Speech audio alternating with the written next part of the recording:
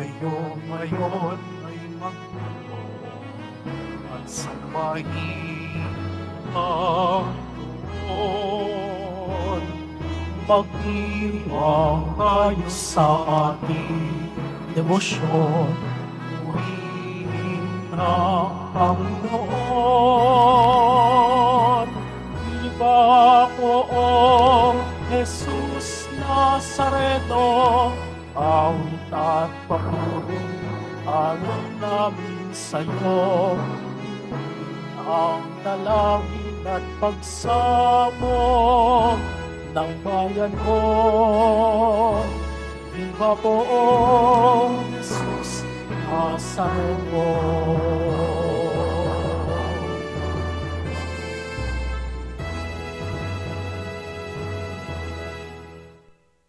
Simulan natin ang ating banal na pagdiriwang sa ngalan ng Ama at ng Anak at ng Espiritu Santo. Amen. Ang pagpapala ng ating Panginoong Hesukristo, ang pag-ibig ng Diyos Ama, at ang pakikipagkaisa ng Espiritu Santo naway sumainyong lahat.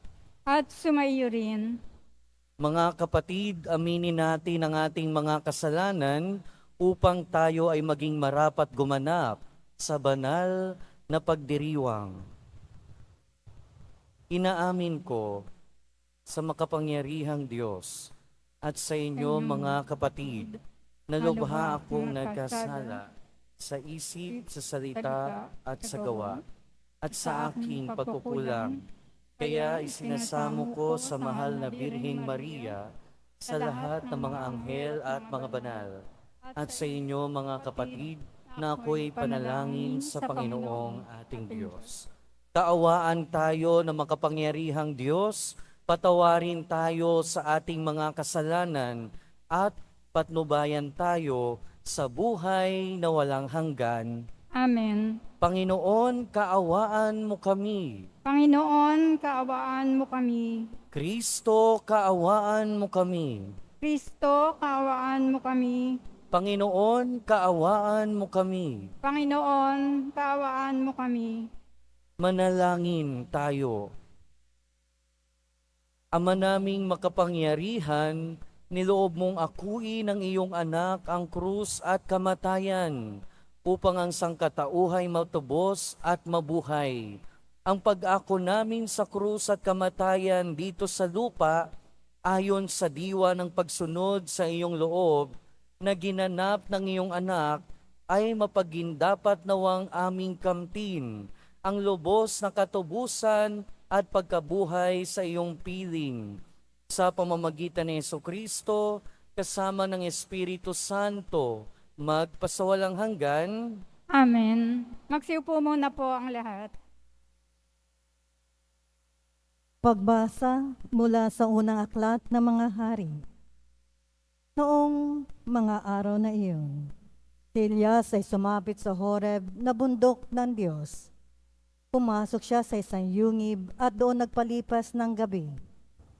Walang ano-ano'y nagsalita sa kanya ang Panginoon. Lumabas ka at tumayo sa ibabaw ng bundok sa harapan ko.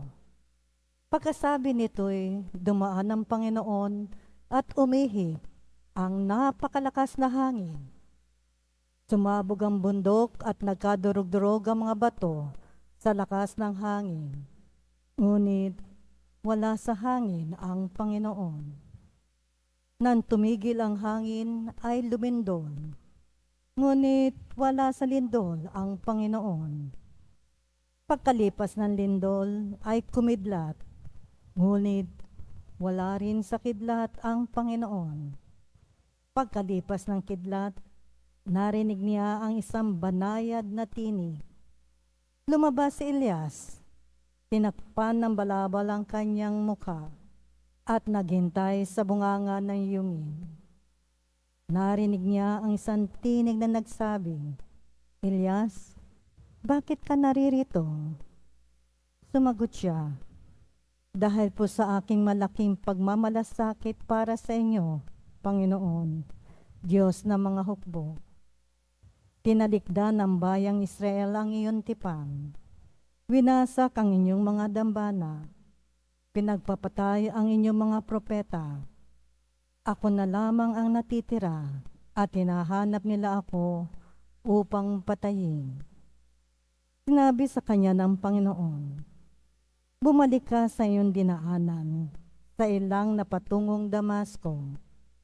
Pagdating mo ng lungsod, pahiran mo ng langi si Hazael bilang hari ng Syria at si Jehu na anak ni Namsi bilang hari ng Israel.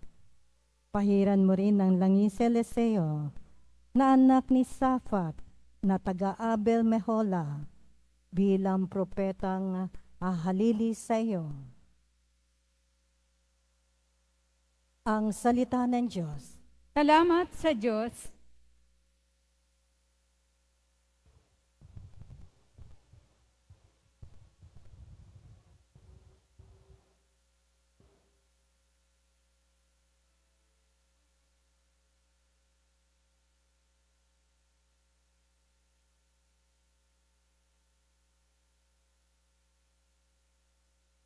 Sa ganda mo't kabutihan, kami iyong liwanagan.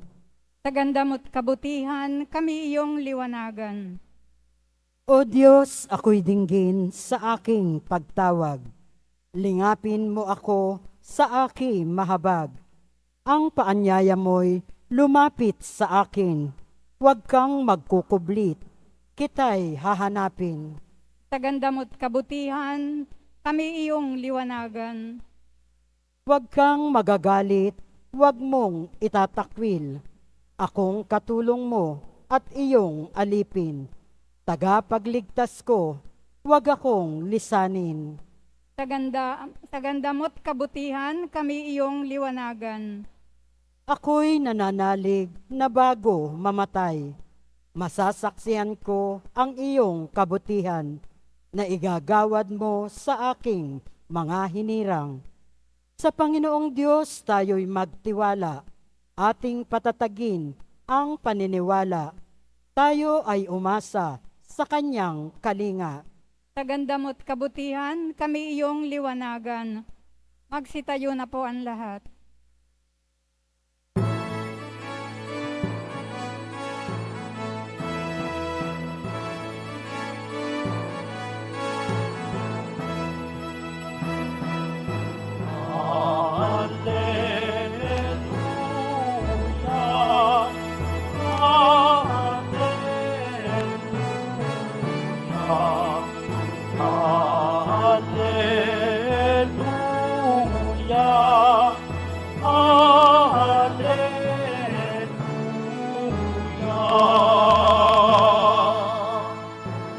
Sa daigdig ay daganap, liwanag na sumisikat,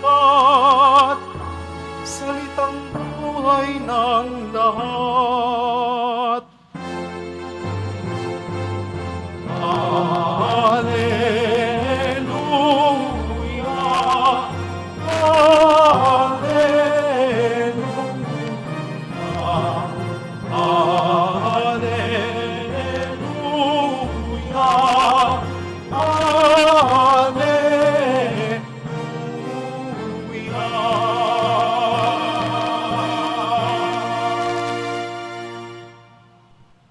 Sumainyo ang Panginoon. At sumaiyo rin.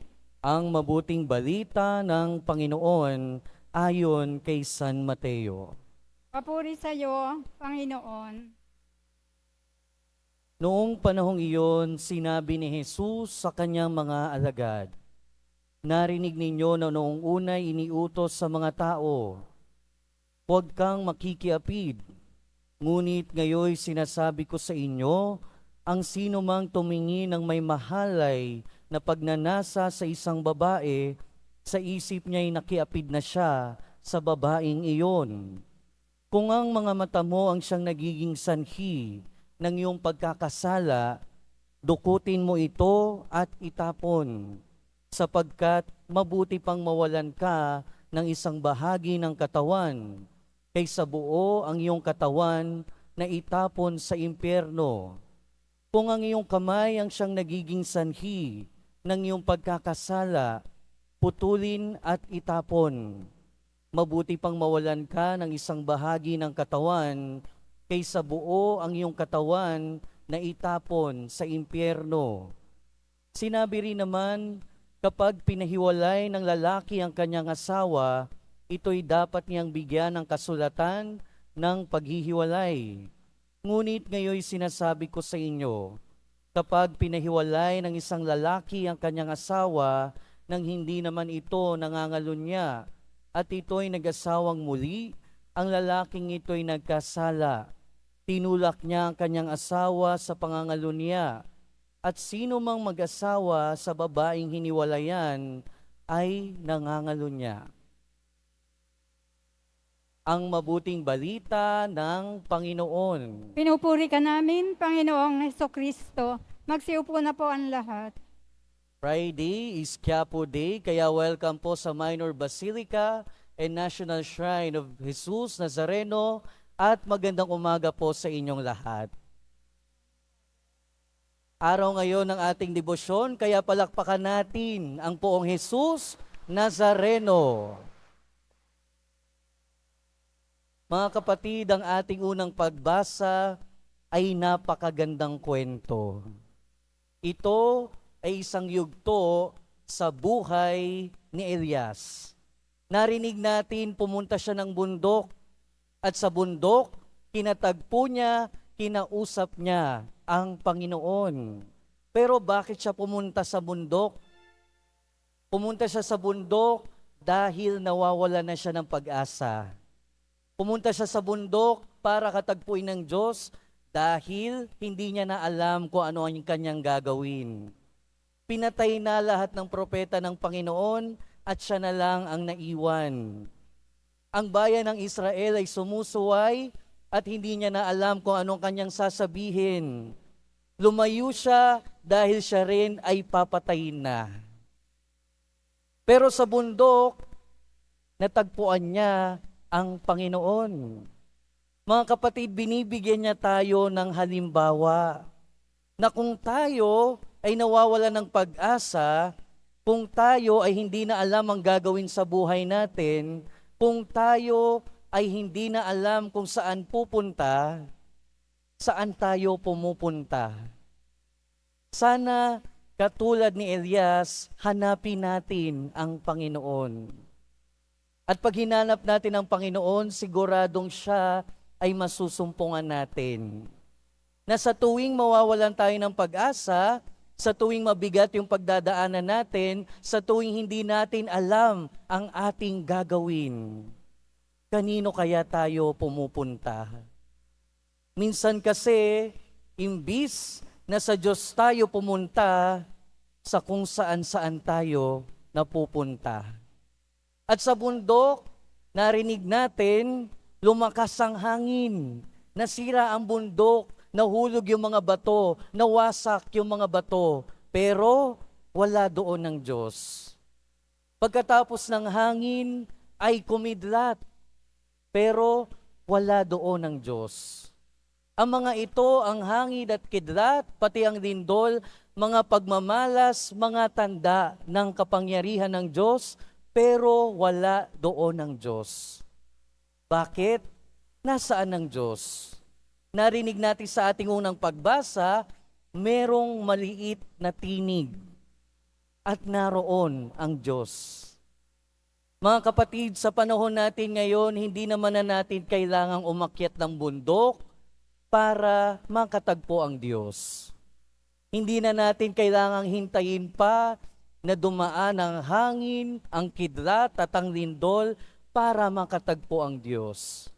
Dahil sa katahimikan ng ating puso, maari nating matagpuan ang Diyos.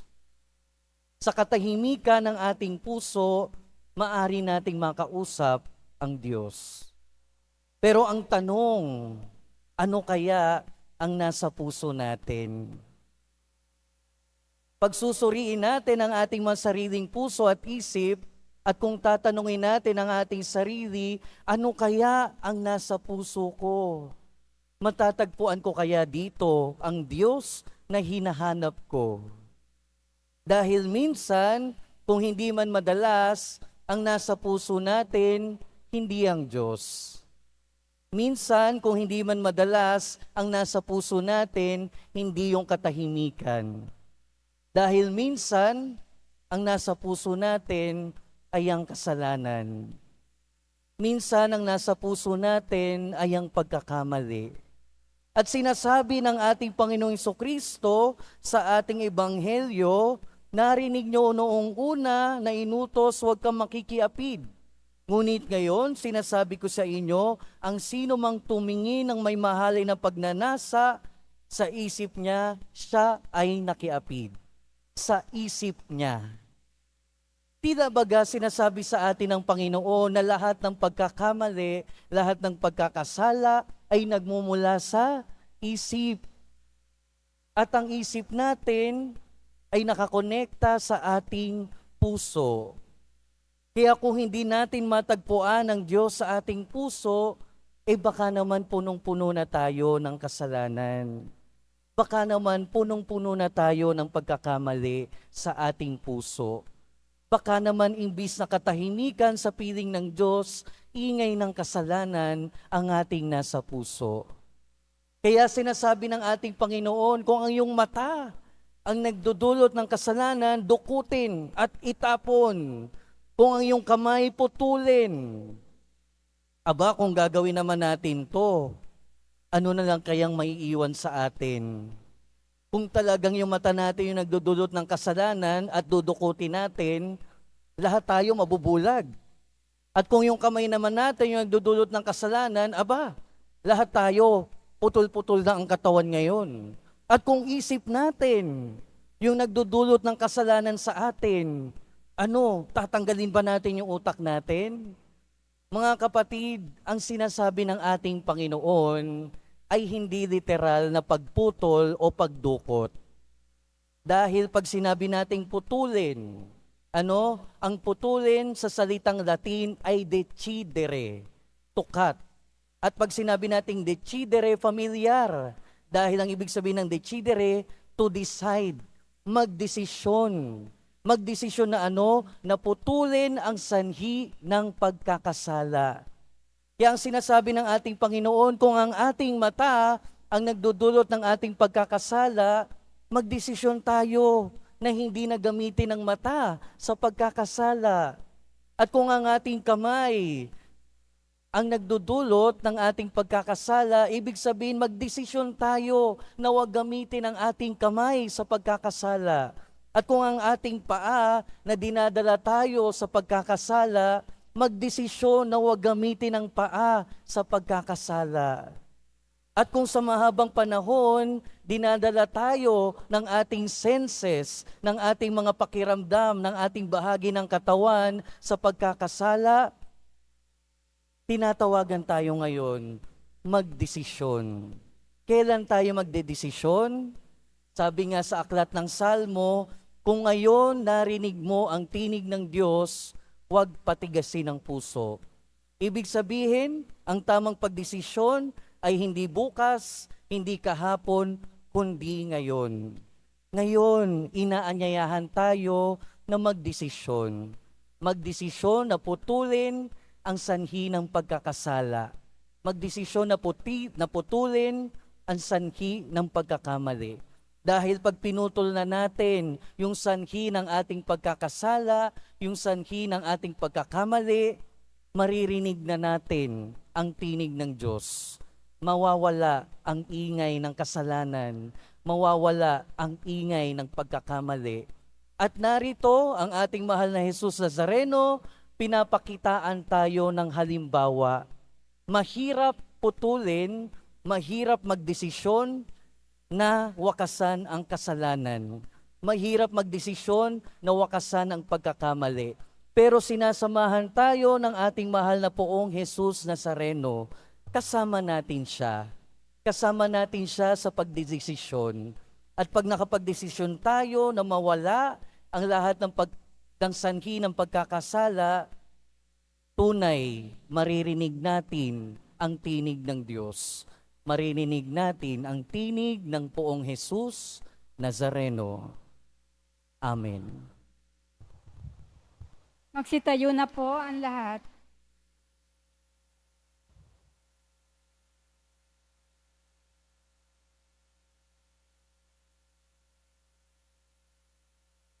Mga minamahal kong kapatid, idulog natin sa mahal na Poong Jesus Nazareno ang ating mga kahilingan. Taglayang matibay na pananampalataya sa kanyang pagkadiyos, ang tapat na pag-asa sa kanyang kapangyarihan at ang maningas na pag-ibig sa kanyang puso. Sa bawat panalangin ang ating itutugon, mahal na Poong Jesus Nazareno, kaawaan mo kami. Mahal na Poong Jesus Nazareno, kaawaan mo kami. Upang ang Eukaristiya na ating tinatanggap sa komunyon at inihahandog sa misa bilang alaala ng mga hirap ng mananakop ay magdulot sa atin ng wagas na pagmamahal sa Diyos at sa kapwa. Manalangin tayo. Mahal na Poong Jesus Nazareno, kaawaan mo kami. Upang ang panalangin ni Jesus Nazareno sa halamanan ng Getsemani, na dito'y pinawisan siya ng dugo, ay maghasik sa atin ng pagkahilig sa panalangin na siyang mabisang lunas sa lahat ng karamdaman ng tao. Manalangin tayo. Mahal na Poong Jesus Nazareno, kaawaan mo kami. Upang ang kanyang koronang tinik, damit na purpura at krus, ay magpaalala sa atin na ang kanyang mga aral at simulain bilang hari ng sanlibutan ay dapat maghari sa ating isipan, angkan at lipunan. Manalangin tayo. Mahal na Poong Jesus Nazareno, kaawaan mo kami. Upang sa bisa ng kanyang pagpapasan ng krus sa mga lansangan sa Jerusalem, ay matuto tayong makiramay at makihati sa mga kahirapan at tiisi ng kapwa. Manalangin tayo. Mahal na Poong Jesus Nazareno, kaawaan mo kami. Upang tulungan tayo ng mahal na Birhen, ina ng hapis, na maging tunay na larawan ng kanyang anak sa isip, wika at gawa, nang sa gayon ay makamit ang ating kahilingan sa Poong Jesus Nazareno. Manalangin tayo. Mahal na Poong Jesus Nazareno, kaawaan mo kami. Ama naming mapagmahal, nahayag sa salita, gawa, buhay at kamatayan ng iyong anak na ang Diyos ay pag-ibig. Maipahayag dinawa namin ang katotohanan ito sa pamamagitan ni Jesus Nazareno, Panginoon namin, magpasawalang hanggan. Amen. Magsiupo muna po ang lahat.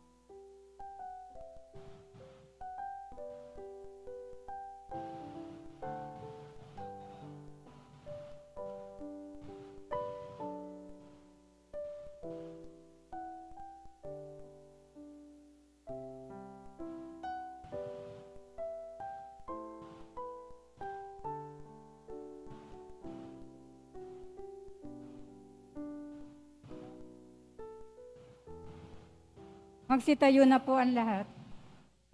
Manalangin kayo mga kapatid upang ang paghahain natin ay kalugdan ng Diyos amang makapangyarihan. Tanggapin nawa ng Panginoon itong paghahain sa iyong mga kamay, sa kapurihan niya at karangalan, sa ating kapakinabangan at sa buong sambayanan niyang banal. Ama naming lumikha, sa ikapagpapatawad ng mga kasalanan, maganap nawa ang paghahaing ito, na sa dambana ng krus ay siyang pumawi sa kasalanan ng buong mundo. Sa pamamagitan ni Jesucristo, kasama ng Espiritu Santo, magpasawalang hanggan, Amen. sumainyo ang Panginoon. At sumaiyo rin, Itaas sa Diyos ang inyong puso at diwa. tinaas na namin sa Panginoon. Pasalamatan natin ang Panginoong ating Diyos. Marapat na siya ay pasalamatan. Ama naming makapangyarihan, tunay ngang marapat na ikaw ay aming pasalamatan. Iyong pinasyang sa kahoy na krus, ang sangkatauhay tubusin ni Jesus. Sa punong kahoy nagkapuwang ang kamatayan. Sa kahoy na krus itinanghal ang pagkabuhay. Sa punong kahoy na naig ang sumuway sa iyo. Sa kahoy na krus, siya'y nadaig ng masunuring anak mo. Kaya kaisa ng mga anghel na nagsisiawit ng papuri sa iyo, nang walang humpay sa kalangitan, kami nagbubunyi sa iyong kadakilaan.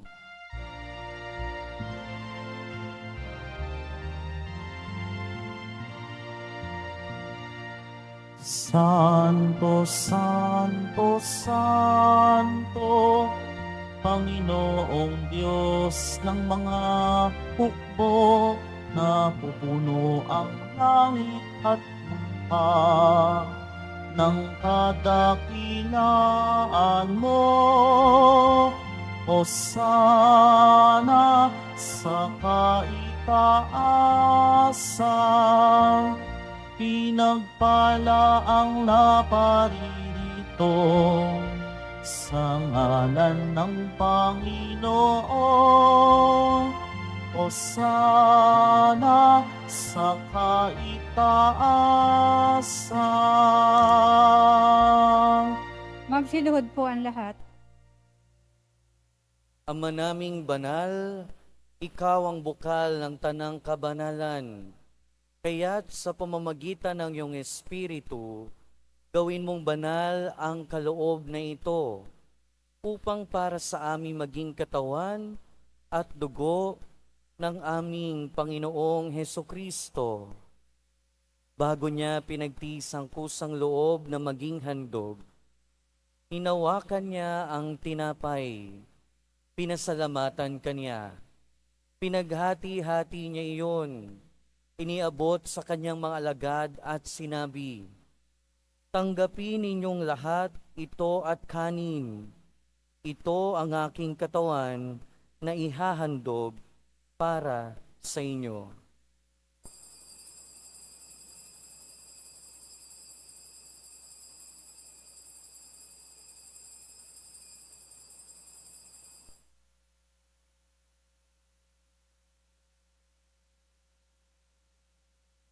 Gayon din naman noong matapos ang hapunan, hinawakan niya ang kalis, muli kanyang pinasalamatan.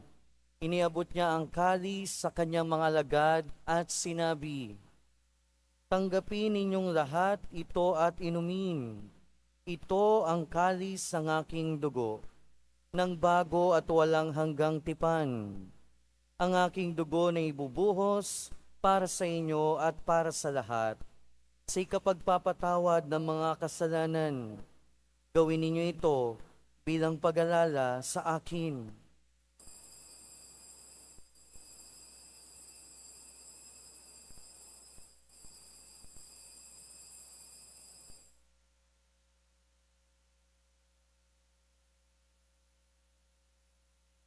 Tayo po'y magsitayo. Ipagbunyi natin ang misteryo ng pananampalataya. Si Kristo'y namatay, si Kristo'y nabuhay, si Kristo'y babalik sa wakas ng panahon. Ama, ginagawa namin ngayon ang pag-alala sa pagkamatay at muling pagkabuhay ng iyong anak. Kaya tiniaalay namin sa iyo ang tinapay na nagbibigay buhay at ang kalis na nagkakaloob ng kaligtasan. Kami nagpapasalamat dahil kami iyong minarapat na tumayo sa harap mo para maglingkod sa iyo. Isinasamo namin kaming magsasalo-salo sa katawan at dugo ni Kristo ay mabuklod sa pagkakaisa sa pamamagitan ng Espiritu Santo. Ama, lingapin mo ang iyong simbahang laganap sa buong daigdig. Puspusin mo kami sa pag-ibig, kay San Francisco na aming Santo Papa, at ni Jose na aming Obispo at ng Tanang Kaparian. Alalahanin mo rin ang mga kapatid naming nahimlay, nang may pag-asang sila'y muling mabubuhay, gayon din ang lahat ng mga pumanaw. Kaawaan mo sila at patuloyin sa iyong kaliwanagan. Kaawaan mo at pagindapating kaming lahat na makasalo sa iyong buhay na walang wakas. Kaysa ng mahal na Birheng Maria na Ina ng Diyos, ni San Jose ang kanyang kabiyak ng puso, kaysa ng mga apostol ni San Juan Bautista at ng lahat ng mga banal na namuhay dito sa daigdig ng kalugod-lugod sa iyo. Maipagdiwang nawa namin ang pagpupuri sa ikararangal mo sa pamamagitan ng iyong anak na aming Panginoong Heso Kristo.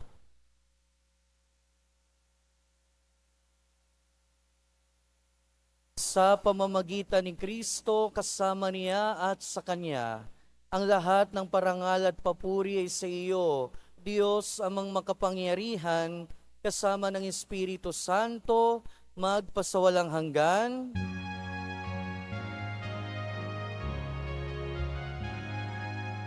Amen. Amen. Amen.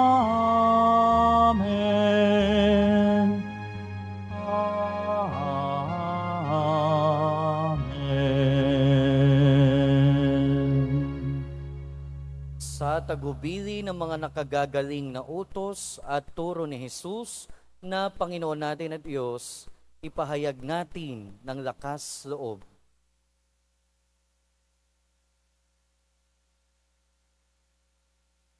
Ama namin, sumasalangit ka. Sambahin ang ngalan mo. Mapasa amin ang kaharian mo. Sundin ang loob mo dito sa lupa para nang sa langit. Bigyan mo kami ngayon ng aming kakanin sa araw-araw at patawarin mo kami sa aming mga sala para nang pagpapatawad namin sa mga nagkakasala sa amin. At huwag mo kaming ipahintulot sa tukso at iadya mo kami sa lahat ng masama. Hinihiling namin kami adya sa lahat ng masama, pagkalooban ng kapayapaan araw-araw, iligtas sa kasalanan at ilayo sa lahat ng kapahamakan, samantalang aming pinananabikan ang dakilang araw ng pagpapahayag ng tagapagligtas naming si Heso Kristo. Sapagkat iyo ang kaharian at ang kapangyarihan at ang kapurihan magpakailanman. Amen. Panginoong Jesucristo, sinabi mo sa iyong mga apostol, kapayapaan ang iniiwan ko sa inyo. Ang aking kapayapaan ang ibinibigay ko sa inyo. Tunghayan mo ang aming pananampalataya at huwag ang aming pagkakasala. Pagkalooban mo kami ng kapayapaan at pagkakaisa ayon sa iyong kalooban, kasama ng Espiritu Santo, magpasawalang hanggan. Amen. Ang kapayapaan ng Panginoon ay laging sumainyo. At sumaiyo rin. Magbigayan kayo ng kapayapaan sa isa't isa.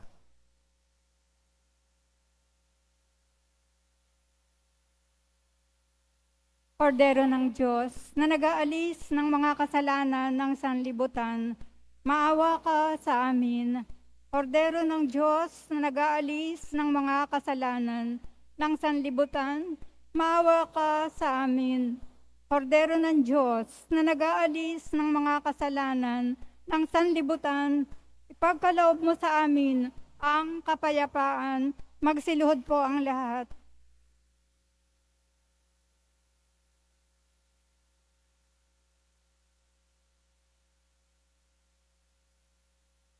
Ito ang kordero ng Diyos. Ito ang nag-aalis ng kasalanan ng sanlibutan. Mapalad ang mga inaanyayahan sa kanyang piging. Panginoon, hindi ako karapat-dapat na magpatuloy sa iyo.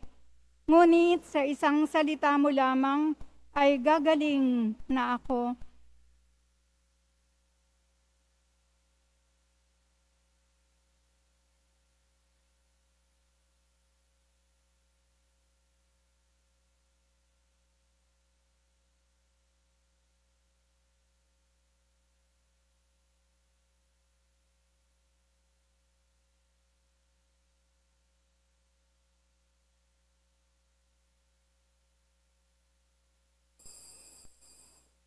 Para po sa lahat ng tatanggap ng banal na komunyon, sasagot po tayo ng amen pagkasabi ng pari o ng lay minister ng katawan ni Kristo at isubo agad sa bibig bago umalis sa harapan ng pari o ng lay minister.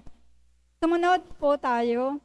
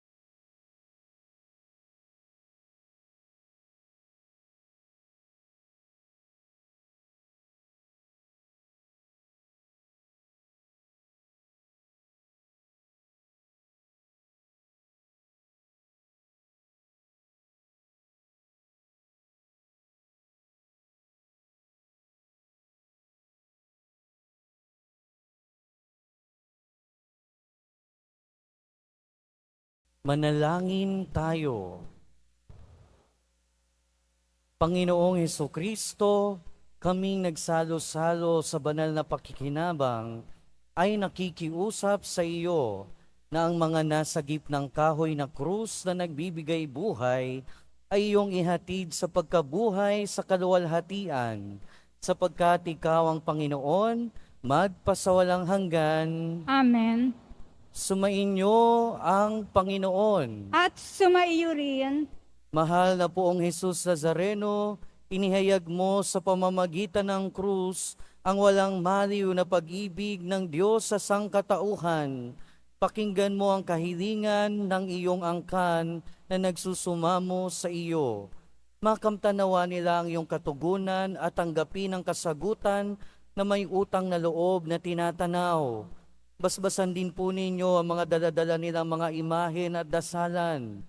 Sa pamamagitan ng bendisyon na ito, naway maalala nila ang mga pangako nila noon sa binyag, na ikaw lamang ang kanilang iibigin at paglilingkuran bilang Panginoon, magpasawalang hanggan. Amen. At pagpalain kayo ng mapagmahal at makapangyarihang Diyos, ng Ama at ng Anak at ng Espiritu Santo. Amen. Humayo kayong taglayang kapayapaan ng poong Jesus Nazareno. Salamat sa Diyos.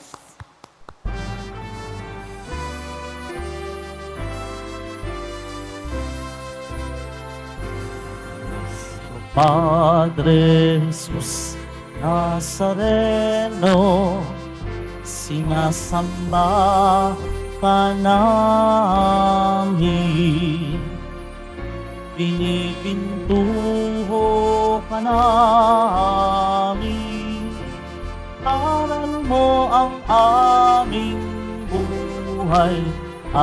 kaligtasan. Cristo Padre Jesus Nazareno, iligtas mo kami sa kasalanan. Ang krus mong kinamatayan ay sagisag ng aming kaligtasan. Cristo Padre Jesus Nazareno, inarangal ka namin. Cristo Padre Jesus Nazareno, nilulwalhati ka namin. Cristo Padre Jesus Nazareno, dinarangal ka namin. Cristo Padre Jesus Nazareno, nilulwalhati ka namin.